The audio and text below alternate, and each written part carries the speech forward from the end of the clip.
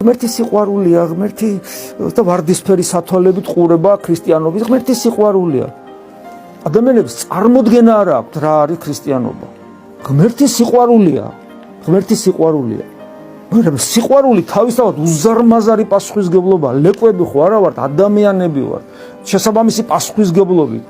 ის რაც ლეკვს არ მოეთხოვება, იმიტომ რომ ლეკვია, იმან უნდა ითამაშოს მარტო და მოეფერონ და ჩვენ ღმერთისთვის გავსი პიროვნებები ვართ, რომლებსაც გვევალება ღირსეული დიალოგი და ღირსეული პიროვნული ურთიერთობა ცოცხალ ღმერთთან, როცა ჩვენ გვაქვს ვალდებულება მას დავემსგავსოთ და მის ქრისტეს თანამემკვიდრენი გავხდით და როცა ადამიანი ამას უარს ამბობს, მერე საზარელი მოლოდინი მსჯავრისა და მტერთა შთასათქმელად მოგიზგიზე შურის ცეცხლი.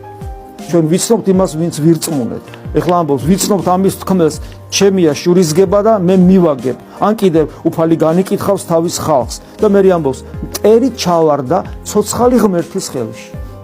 მტერი ჩავარდა ცოცხალი ღმერთის ხელში. ეს არის ებრაელთა მიმართ ეპისტოლე 10 თავი.